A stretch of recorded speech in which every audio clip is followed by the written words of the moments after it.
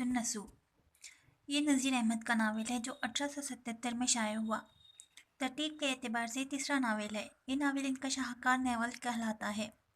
नज़ीर अहमद के सामने दूसरे नावलों की तरह इसमें भी इस्लाह का मकसद है।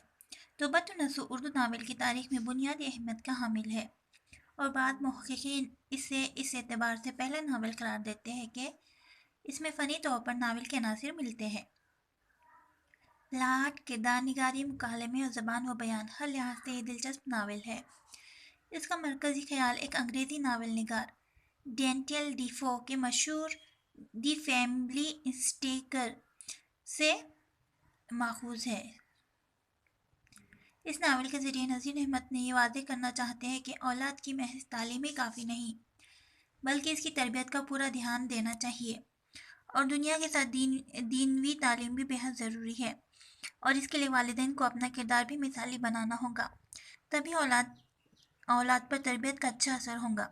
उसका प्लाट कुछ इस तरह का है कि नसू का बेटा कलीम, जिसकी नसू ने अच्छी तरह तरबियत नहीं की थी, और इसका एक दोस्त ज़ाहिर बेग है जो इसमें बमुसम्मा है।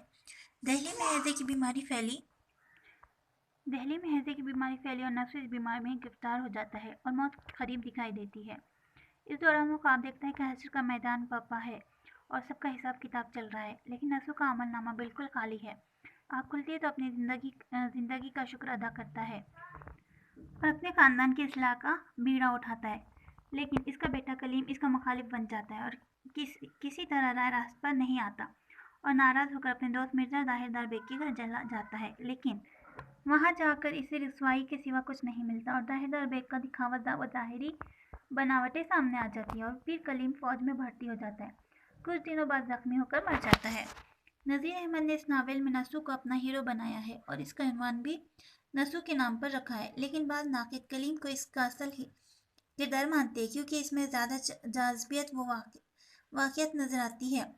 लेकिन देखा जाए तो नसू, कलीम और ज़ाहिर बेग तीनों इस नावल के मरकज़ी किरदार है। साथ ही पूरे ख़ानदान के किरदारों को जगह दी गई है और वो अपने मरकज़ी किरदारों में कामयाबी के लिए गायबी ताकत और जिस्म का सहारा नहीं लेते, बल्कि वह असल हालत से बहुत करीब होते हैं। इनकी खुशियों में दिल्ली के मुतवस्सित मुस्लिम ख़ानदान के जीते जागते हालात मिलते हैं।